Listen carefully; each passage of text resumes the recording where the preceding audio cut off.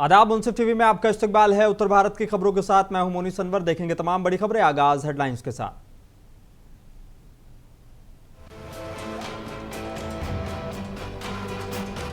महाकुंभ में श्रद्धालुओं का सफर होगा आसान। सीएम योगी ने 100 बसों को दिखाई हरी झंडी।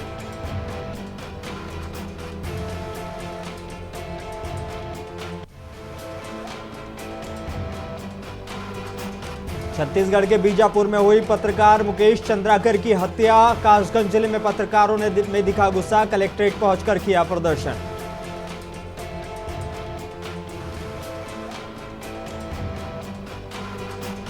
प्रयागराज में महाकुंभ को देखते हुए सिद्धार्थनगर जिले में अलर्ट जारी। इंडो नेपाल बॉर्डर पर बढ़ा दी गई मुस्तैदी। बस्ती रेंज डीआईजी विनोद कुमार ने लिया जायजा।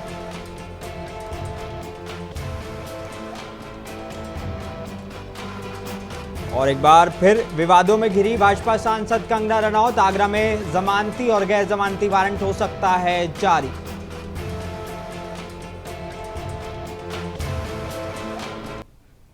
आइए बुलेटिन की शुरुआत कुछ अहम और बड़ी खबरों के साथ।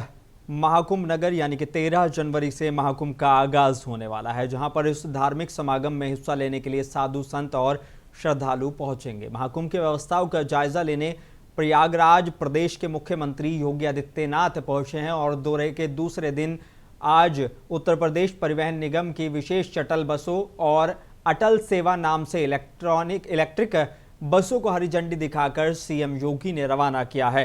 प्रदेश के मुख्यमंत्री योगी आदित्यनाथ ने दौरे के दूसरे दिन उत्तर प्रदेश परिवहन निगम की विशेष शटल बसों और अटल सेवा नाम से इलेक्ट्रिक बसों को हरी झंडी दिखाकर रवाना किया है। महाकुंभ की व्यवस्थाओं का जायजा लेने प्रयागराज पहुंचे प्रदेश के मुख्यमंत्री योगी आदित्यनाथ ने दौरे के दूसरे दिन ये काम किया है। बता दें कि महाकुंभ में हिस्सा लेने आ रहे श्रद्धालुओं को परिवहन की बेहतर सुविधा देने के मकसद से नई बसों को परिवहन निगम के बेड़े में शामिल किया गया है। परेड इलाके में 100 बसों को हरी झंडी दिखाकर के अवसर पर उत्तर प्रदेश सरकार के मंत्री दयाशंकर सिंह, नंदगोपाल नंदी और स्वतंत्र देव सिंह मौजूद रहे।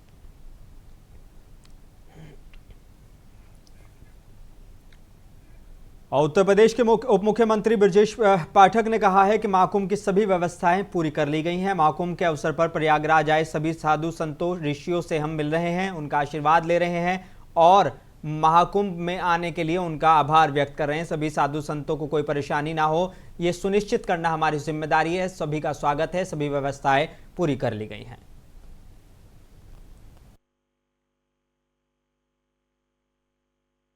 यातायात के साधनों से लेकर के आवागमन, सुरक्षा व्यवस्था, साफ सफाई, स्वास्थ्य, सारी व्यवस्थाएं चाक चौबंद हो गई हैं। महाकुंभ का दिव्य अलौकिक नजारा दुनिया देखने के लिए उत्सुक है और हमारी सरकार ने सारी जो क्रियाकलाप है उनको पूर्ण कर लिया। हाँ, जो प्रयागराज में महाकुंभ के अवसर पर जो देश दुनिया से साधु संत महात्मा ऋषि मुनि आए हैं, सभी से मिलकर उनका आशीर्वाद ले रहे हैं और महाकुंभ में उनके आने के लिए उनका आभार प्रकट कर रहे हैं। और ये हम सबकी जिम्मेदारी है कि महाकुंभ में जो हमारे साधु संत पधारे हैं उनको कहीं कोई दिक्कत न हो, सुव्यवस्थित उनका कार्यक्रम संपन्न हो, उसके तहत हम सबका आशीर्वाद ग्रहण करें। विदेशी साधु संत सहित विदेशी जो हमारे धर्मावलंबी हैं, सनातन को मानने वाले हैं, सभी का हम ध्यान रख रहे हैं। उत्तर प्रदेश के उप मुख्यमंत्री केशव प्रसाद मौर्य ने महाकुंभ 2025 पर तैयारियों को लेकर कहा है कि प्रयागराज के दिव्य भव्य और ग्रीन कुंभ की बहुत दिव्य और भव्य तैयारी हुई है। इंतजार 13 जनवरी का है। सबके स्वागत और उनके सुनिश्चित स्नान की पूरी व्यवस्था की गई है। मैंने 2013 के कुंभ और उसकी अव्यवस्था देखी है और 2019 के अर्धकुंभ की सुव्यवस्था भी देखी है।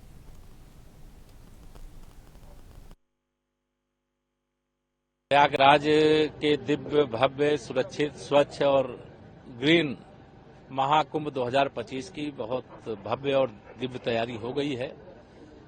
इंतजार है कुछ घंटे का, जब पहला यहाँ पे स्नान का पर्व है 13 जनवरी को, जब पौष पूर्णिमा होगी और यहाँ डुबकी लगाने वालों का सैलाब, भक्तों का सैलाब, संतों का सैलाब यहाँ पर आएगा। उनके सबके स्वागत के लिए, सुरक्षित उनके स्नान के लिए पूरी व्यवस्था की गई है और भगवान बेड़ी माधव जी से यही प्रार्थना करते हैं जो यहाँ के प्रधान देवता हैं, इस सकुशल इस मेले को संपन्न कराने के।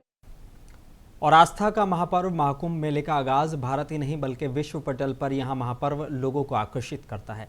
मान्यता है कि महाकुंभ में स्नान के बाद शारीरिक अशुद्धियां दूर हो जाती हैं, हर पापों से मुक्ति मिलती है, मन शुद्ध होता है और मोक्ष की प्राप्ति होती है। क्योंकि पवित्र नदियों का जल अमृत के समान पवित्र होता है, इसकी तैयारी युद्ध स्तर पर चल रही है। उत्तर प्रदेश सरकार कोई कोर कसर नहीं छोड़ रही है। कुंभ मेला विश्व का सबसे बड़ा सांस्कृतिक और धार्मिक मेला माना जाता है, जिसका आयोजन हिंदुस्तान में होता है। और महाकुंभ को लेकर परिवहन निगम की 85 बसें झांसी से चलेंगी, जिसकी तैयारियां युद्ध स्तर पर चल रही हैं। सभी बसों की डेंटिंग और पेंटिंग का काम झांसी के हसारी डिपो में चल रहा है, जो कि 2 से 3 दिनों में फाइनल होने की उम्मीद जताई जा रही है। उत्तर प्रदेश के प्रयागराज में आयोजित हो रहे महाकुंभ को देखते हुए सिद्धार्थनगर जिले की इंडो नेपाल सीमा पर मुस्तैदी बढ़ा दी गई है। सीमाई इलाकों और बॉर्डर चेकपोस्ट पर सुरक्षा व्यवस्था का बस्ती range DIG Vinod Kumar P ने जायजा लिया है। डीआईजी के साथ पुलिस कप्तान अभिषेक महाजन ने एसएसबी के जवानों के साथ अलीगढ़वा, खुनुआ और बढ़नी बॉर्डर पर निरीक्षण किया है। बॉर्डर पर एसएसबी जवान मुस्तैदी से हर आने जाने वालों पर कड़ी नजर रख रहे हैं। हर आने जाने वालों के आधार कार्ड देखकर ही जाने दिया जा रहा है। डीआईजी और पुलिस कप्तान ने स्थानीय लोगों से मुलाकात की और उनकी समस्याओं से रूबरू हुए हैं। इस मौके पर ऑपरेशन कवच के तहत आयोजित ग्राम सुरक्षा समिति की गोष्ठी भी उन्होंने की है और शिरकत की है।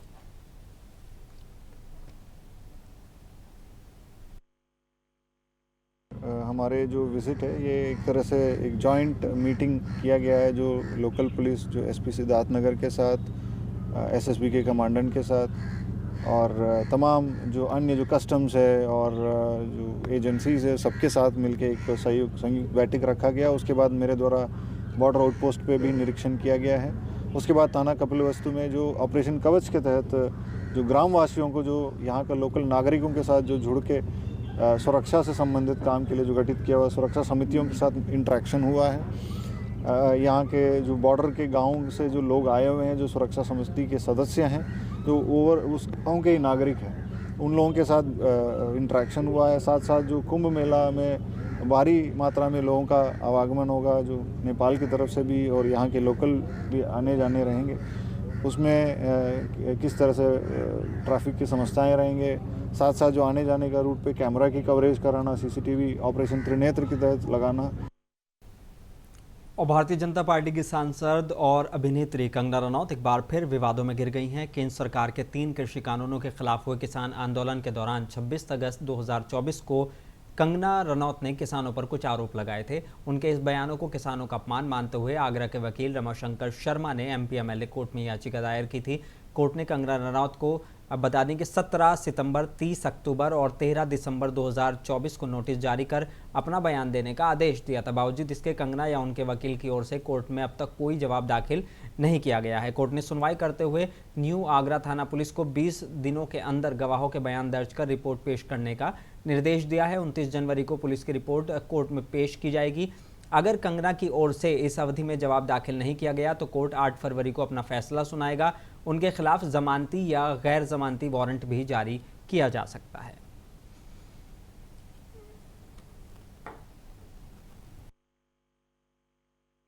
मैंने 11 सितंबर 2024 को फिल्म अभिनेत्री और भाजपा सांसद कंगना रनौत के खिलाफ एक दावा दायर किया है special court MP-MLA Anuj Kumar Singh की कोर्ट में। और मैंने इस बात के लेकर बात दायर किया है कि कंगना रनौत ने 26 अगस्त 2024 को एक ट्वीट किया था कि 20 अगस्त 2020 से लेके दिसंबर 2021 तक जो किसान काले कानूनों के विरोध में दिल्ली बॉर्डर पर धरने पर बैठे थे, वहां हत्याएं हो रही थी, बलात्कार हो रहे थे, और अगर देश का नेतृत्व उस पर मजबूत नहीं होता तो बांग्लादेश जैसे हालात पैदा हो जाते। उन्होंने किसानों को हत्यारा, बलात्कारी और अलगाववादी बता दिया। क्योंकि मैं किसान का बेटा हूं, किसान पर। और छत्तीसगढ़ के बीजापुर में हुई पत्रकार मुकेश चंद्राकर की हत्या को लेकर कासगंज जिले में पत्रकारों में रोष देखा जा रहा है। बता दें कि प्रेस क्लब के तत्वाधान में दर्जनों पत्रकारों ने कलेक्ट्रेट पहुंचकर प्रदर्शन किया। डीएम के माध्यम से राष्ट्रपति को ज्ञापन भेजकर मृतक पत्रकार के परिजनों को 1 करोड़ रुपए की आर्थिक सहायता राशि और पत्रकार सुरक्षा कानून बनाए जाने की मांग की है। साथ ही छत्तीसगढ़ सरकार से हत्यारों को सख्त से सख्त सजा देने की मांग की है ताकि इस तरह की घटना दोबारा नहीं घट सके।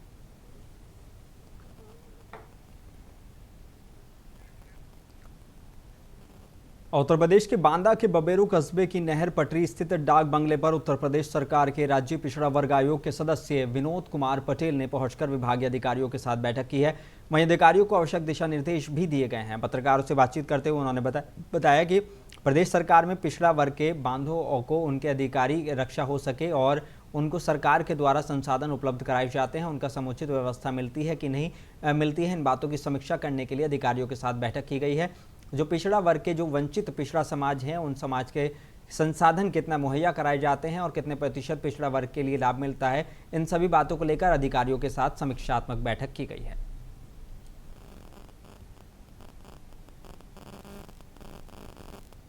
हमारे उत्तर प्रदेश सरकार का एक आयोग है, राज्य पिछड़ा वर्ग आयोग, जिसका मैं सदस्य हूँ। उस आयोग की बैठक थी। अपने प्रदेश में पिछड़े समाज के बंधुओं को उनके अधिकारों की रक्षा हो सके, उनको जो सरकार के द्वारा संसाधन उपलब्ध कराए जाते हैं वो समुचित उनको मिल जाएं, मिलते हैं कि नहीं मिलते हैं, इन तमाम बातों की समीक्षा करने के लिए अधिकारियों के साथ कि जो प्रदेश सरकार ने पिछड़े समाज के लिए, जो वंचित समाज है, पिछड़ा समाज है, उस समाज के लिए जो संसाधन मुहैया कराया है, कितना उनको कितने प्रतिशत। और फिरोजाबाद में जमीयत उलेमाए हिंद की तरफ से हर साल की तरह इस साल भी हर ज़रूरतमंद लोगों को सर्दी से बचाव के लिए बुजुर्ग महिलाओं को कंबल और बच्चों को गर्म कपड़े तकसीम किए गए हैं। फिरोजाबाद जमीयत के अध्यक्ष मौलाना अमीन अख्तर ने कहा है कि जमीयत उलेमाए फिरोजाबाद के हर साल हिंदू और मुस्लिम गरीब लोगों को कंबल और गर्म कपड़े तकसीम करते हैं, जिसमें आज 350 हिंदू मुस्लिम बुजुर्ग माँ बहनों और बच्चों को कंबल और गर्म कपड़े तकसीम किए गए हैं। इसके साथ ही बताया कि पूरे 1 महीने तक रातों को रेलवे स्टेशन, बस स्टैंड, अस्पताल और शहर के प्रमुख चौराहों पर गरीबों और बेसहाराओं को कंबल और कपड़े तकसीम किए जाएंगे।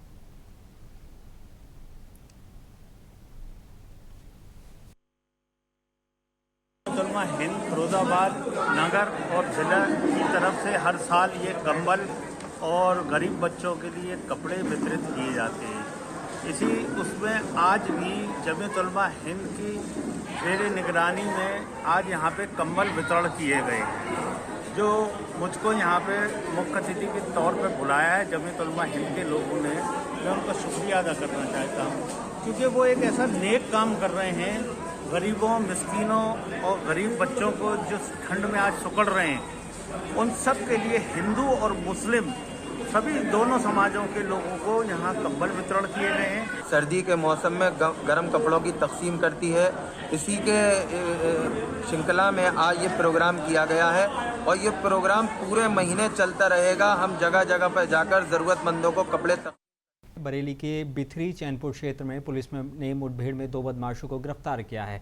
दोनों आरोपी लंबे वक्त से लूट की घटनाओं को अंजाम दे रहे थे। पुलिस ने मुठभेड़ में घायल दोनों बदमाशों को और सिपाहियों को अस्पताल में भर्ती कराया है और पुलिस आगे की जांच में जुट गई है।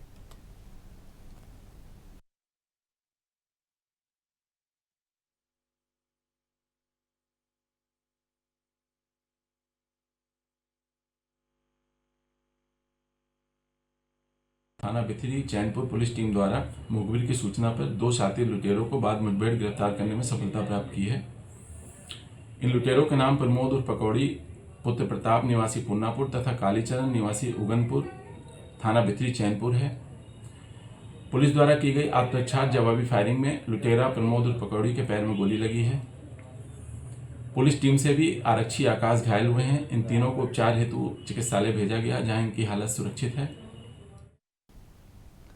और उत्तर प्रदेश के मुजफ्फरनगर में स्थित जिला अस्पताल में सरकारी प्रतिबंधित दवाइयों और इंजेक्शन चोरी होने का मामला सामने आया है। बताया जा रहा है कि लाखों रुपए की इन दवाइयों और इंजेक्शनों को वेयरहाउस से लेकर अस्पताल लाया जाता था, लेकिन वो अस्पताल नहीं पहुंचती थी, बल्कि उन्हें बीच में ही ठिकाने लगा दिया जाता था। अस्पताल में जब स्टॉक की जांच की गई तो सरकारी दवाइयों की चोरी का ये मामला सामने आया है, जिसके चलते अस्पताल के चीफ फार्मासिस्ट के द्वारा नगर कोतवाली में तहरीर देकर इस मामले में मुकदमा दर्ज कराया गया है। दरअसल जिला सरकारी अस्पताल के पुराने फार्मासिस्ट प्रमोद कुमार ने अपनी सपोर्ट के लिए गुलसनवर नाम का एक युवक रखा हुआ था, जो पहले ट्रेनी फार्मासिस्ट का काम किया करता था।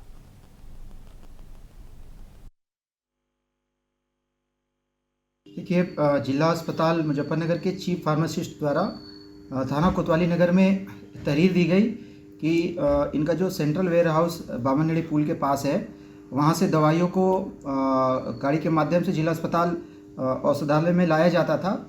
इनके द्वारा जब इन्वेंट्री का मिलान किया गया तो काफ़ी संख्या में दवाइयों का जिला अस्पताल में नहीं आना पाया गया। पूरे जांच के बाद जिला चिकित्सालय की तरफ से तहरीर प्राप्त हुआ, उसमें सुसंगत धाराओं में मुकदमा पंजीकृत कर लिया गया है। जो वेयर हाउस पे उन्होंने जांच किया था, जो व्यक्ति वहाँ से दवाइयों को लेकर जिला अस्पताल आता था, उसका नाम गुलसनवर है, उससे भी पुलिस पूछताछ कर रही है। बहरहाल जिला चिकित्सालय प्रशासन से। उत्तर प्रदेश के मुरादाबाद में 44 साल से बंद पड़े प्राचीन गौरीशंकर मंदिर में मकर संक्रांति पर प्राण प्रतिष्ठा की जाएगी। नगर निगम मुरादाबाद के द्वारा मंदिर में मरम्मत का कार्य कराया जा रहा है। मंदिर के मुख्य द्वार को हटाकर फर्श को ऊंचा करने की तैयारी चल रही है। मकर संक्रांति पर मंदिर में मूर्तियों की प्राण प्रतिष्ठा की तैयारी है। 44 साल बाद मंदिर खुलने के कारण बड़ी संख्या में लोग मंदिर पहुंच रहे हैं। गौरीशंकर मंदिर के कर्ताधर्ता सेवाराम ने बताया कि मंदिर के मुख्य गेट निकाला गया है।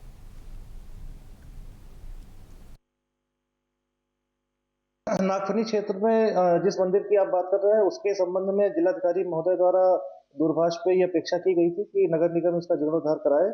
इस संबंध में माननीय महापौर जी से वार्ता के बाद निर्णय लिया गया था और इस संबंध में अवगत कराना है कि जीर्णोद्धार का कार्य करीब 60% पूरा हो चुका है।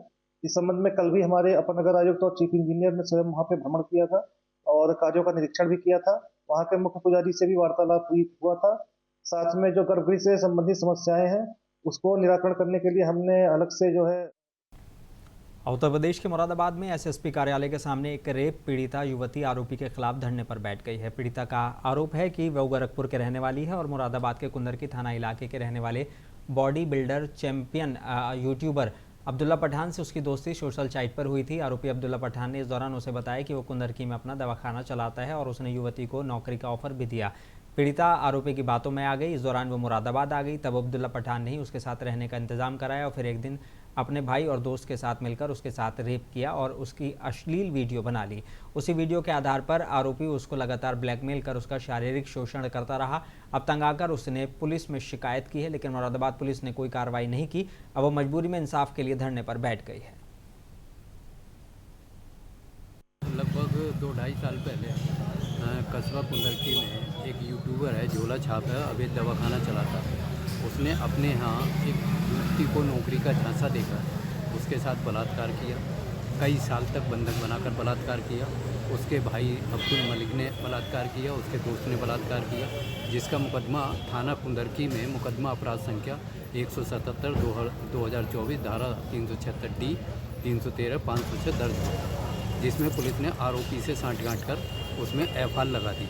तभी से पीड़िता हमारे साथ में लगातार एसएसपी कार्यालय, डीआईजी कार्यालय, जिलाधिकारी कार्यालय, कमिश्नर कार्यालय और एडीजी जोन बरेली कार्यालय पर भी धरना प्रदर्शन किए हैं। उत्तर प्रदेश के जालौन के डकौर कोतवाली इलाके के मकरेछा गांव में एक घर में नकाबपोश बदमाश चोरी के इरादे से घुस गए, जिसका दंपत्ति ने विरोध किया तो वहीं बदमाश ने चाकू से दंपत्ति को घायल कर दिया। वहीं जब दंपत्ति ने शोर मचाया तो बदमाश भाग गए। वहीं भारी तादाद में ग्रामीण भी मौके पर जुट गए। ग्रामीणों का कहना है कि पीछा करने पर बदमाशों ने हवाई फायरिंग भी की है। बता दें कि सूचना पर पहुंची पुलिस ने पूरे मामले की जांच में जुट गई है। वहीं दंपत्ति को मेडिकल के लिए भर्ती कराया गया है, जहां से हालात नाजुक होने पर कानपुर रेफर कर दिया गया है। आवेदक शिवम ग्राम मकरेछा पीएस डकोर द्वारा थाने पर लिखित तहरीर दी कि रात लगभग 2:45 पर 3 अज्ञात व्यक्ति घर में चोरी की नीयत से घुस आए। 8 होने पर माता पिता जाग गए, तभी अज्ञात व्यक्तियों द्वारा मेरे माता पिता के साथ मारपीट कर घायल कर दिया। इस सूचना पर स्थानीय पुलिस द्वारा तत्काल मौके पर पहुंचकर घायलों को मेडिकल लाकर एडमिट कराया गया। लिखित तहरीर के आधार पर उत्तर प्रदेश के अमरोहा में चार्ज लेते ही एक्शन मोड में नजर आए हैं पुलिस अधीक्षक अमित कुमार आनंद। उन्होंने ऑपरेशन दृष्टि के तहत लगाए गए सीसीटीवी कंट्रोल रूम का निरीक्षण किया है, साथ ही डिटोली कोतवाली का निरीक्षण किया है। अपराध रजिस्टर ड्यूटी चार्ट कार्यालय अभिलेख पीआरवी रूट का उन्होंने निरीक्षण किया है और चेक निरीक्षण के बाद कोतवाली प्रभारी को कई अहम जरूरी दिशा निर्देश दिए हैं।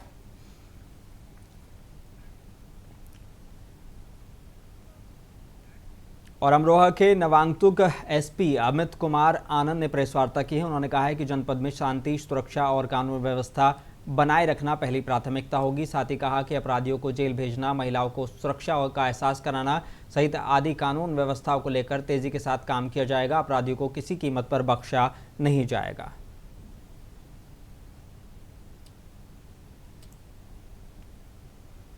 एज एसपी अमरोहा ज्वाइन किया है और इस जिले में जो प्राथमिकताएं रहेंगी, तो पुलिस का जो मेन कार्य है अपराध नियंत्रण और कानून व्यवस्था को बनाए रखना, इस पे फोकस रखा जाएगा और जो अपराधी है उनके विरुद्ध कार्रवाई की जाएगी। निरोधात्मक कार्रवाई है, प्रॉपर चेकिंग इंश्योर करी जाएगी। इसके अलावा ऑपरेशन कन्विक्शन के अंतर्गत जो अपराधी है न्यायालय में पैरवी करके उन्हें सजा दिलाने का कार्य किया जाएगा। महिला उत्तर प्रदेश के बरेली की भमौरा पुलिस को बड़ी कामयाबी मिली है। बता दें कि मादक पदार्थ की तस्करी करने वाले 5 अभियुक्तों को पुलिस ने गिरफ्तार किया है। अभियुक्तों के कब्जे से करीब 56 किलो डोडा छिलका बरामद किया गया है। साथ ही 27,000 रुपये और 4 मोबाइल, 1 तमंचा और 1 जिंदा कारतूस, 315 बोर और 2 मोटरसाइकिल भी बरामद की गई हैं। बरेली की भमौरा पुलिस ने संदिग्ध वाहनों की चेकिंग के दौरान ये गिरफ्तारी की है। उत्तर प्रदेश के कुशीनगर के पडरौना कोतवाली के बसहिया गांव में भारी पुलिस फोर्स के साथ एसपी कुशीनगर संतोष मिश्रा पहुंचे हैं। अचानक पुलिस बल के साथ कुशीनगर एसपी को देखकर गांव में हड़कंप मचा हुआ है। एसपी कुशीनगर संतोष मिश्रा खुद बसहिया गांव में पैदल गश्त करके अपराधियों को सत्यापन कर रहे हैं। वहीं गौ तस्करी में संलिप्त अपराधियों के घर पर जाकर एसपी ने सत्यापन किया है। 9 हिस्ट्री शीटरों के अलावा गौ तस्करी के संबंध में 5 गैंग का सत्यापन किया गया है। वहीं सभी को कई अहम निर्देश दिए गए हैं। और झांसी के थाना टोड़ी फतेहपुर इलाके के पंडवाहा में एक महिला का जला हुआ शव मिलने से हड़कंप मचा हुआ है। सूचना पर पहुंची पुलिस ने शव की शिनाख्त करने की कोशिश की, लेकिन महिला का शव बुरी तरह से जला होने से कुछ भी पता नहीं चल सका है। फिलहाल पुलिस ने शव को अपने कब्जे में लेकर पोस्टमार्टम के लिए भेजा है और शिनाख्त की जा रही है।